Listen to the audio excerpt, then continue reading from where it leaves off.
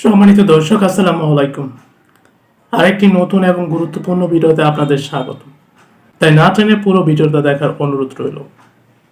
আর আপনি যদি এই চ্যানেল নতুন হয়ে থাকেন তাহলে চ্যানেলটি সাবস্ক্রাইব করার অনুরোধ রইল। আমাদের কুমিল্লার ভাষায় একটা কথা আছে যে অল্প পানির মাছ যদি বেশি পানিতে পড়ে তাহলে প্রথমে লটপটাইয়া আওলাই ফেলে। এই স্বাধীন বাংলায় বৈষম্যের ঠাঁই নেয় নিয়া যে বক্তব্য দিয়া বাংলাদেশের জনগণকে নিয়ে এই ছাত্র অভ্যুত্থান ঘটাইছে, সেই অভ্যুত্থানের পর নিজেরাই আরেক শেখ হাসিনা, তারা নিজেরাই এখন হয়ে গেছে সবকিছু ঢাবি। শেখ হাসিনা যেমন বলতো সবকিছু গোপালগঞ্জ টুঙ্গিপাড়া, এখানে সবকিছু ঢাবি। এখন আমি যখন নিউজ করছি চরম কিলাকিলি মারামারি ভাই, একজনের জন্য দাঁত দুধ থাপড়াইয়া ফেলাই দিচ্ছে। কারা? আমাদের নতুন ছাত্রদের যেই সংগঠন আসতে যাচ্ছে, চিন্তা করেন। ওই যে একটু আগে রাফির একটা ভিডিও আপনাদেরকে শেয়ার করছিলাম, যে রাফি বলছিল যে সবকিছু ঢাবি ভিত্তিক হওয়া যাবে না, কিন্তু কোথাও না কোথাও নাহিদ সার্জিস এই পোলাপাইনগুলা নিজেরার বন্ধু বান্ধব সার্কেলের ছোট ভাই ব্রাদার ছাড়া প্রাইভেট বেসরকারি যে বিশ্ববিদ্যালয় আছে এদেরকে পাত্তাই দিচ্ছে না। কেন? এই জন্য তোরা কিলাকিলি করবি এখন? এরা বলে চালাবে দেশ, এরা জাতিকে দেখাবে স্বপ্ন। বন্যার টাকা থেকে শুরু করে আজকের দিন পর্যন্ত এদের কোন অ্যাক্টিভিটিসটাতে মানুষের পজিটিভ ভাইব তৈরি হচ্ছে?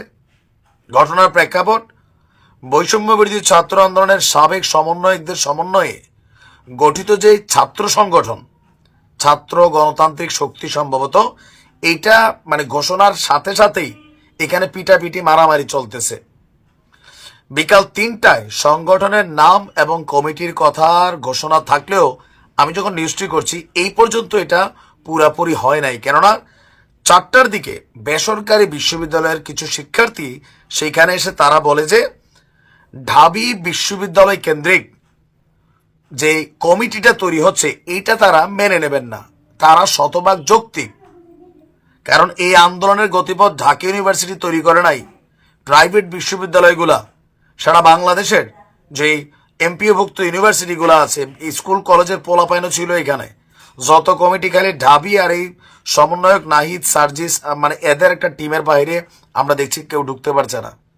তো বেসরকারি বিশ্ববিদ্যালয়ের ছাত্ররা বলছে যে বেসরকারি বিশ্ববিদ্যালয় এবং সারা দেশের শিক্ষার্থীদের সমন্বয় করে এই কমিটিতে রাখতে হবে যে প্রথম এবং প্রধান পদগুলো আছে, অন্যথায় তারা এই সংগঠনটির কমিটি মেনে নেবে না।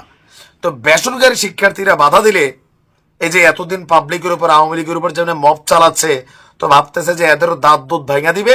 ঝাঁপাই পড়ছে এই সমন্বয়ক নামক একদল হায়েনা, আমরা বলতে বাধ্য হচ্ছি, কারণ এখানে মারামারি দেখার জন্য তো ভাই আমরা আসি নাই।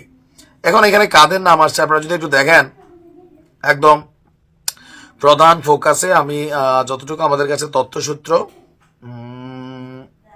ছবিতে যাদের চেহারাটা এরা দেখছেন এতক্ষণ, এরাই হচ্ছে নতুন কমিটির মধ্যে সমন্বয়কদের যে ছাত্র সংগঠন, এটার নেতৃত্বে এরাই বৈষম্য বিরোধী, এরাই জাতীয় নাগরিক কমিটি, এরাই টেলিভিশনে কথা বলবে, এরাই গাড়ি বাড়ির মালিক হবে, সালাম পাবে, আর বাকিরা ধৈঞ্চা কেউ চিকিৎসা পাবে না। আমরা যখন এই ভিডিও করছি তখনও প্রধান উপদেষ্টার বাসভবনের সামনে জুলাই আগস্ট অভ্যুত্থানে আহত ছাত্ররা ওইখানে সমাবেশ করছেন, পুলিশ দাঁড়ায় আছে। ভাবতে পারেন, নিজেদের আখের রাজনৈতিক দল, একের পর এক টিম, বাড়ি গাড়ি, ভাই মোটামুটি এখন একটা অবস্থান।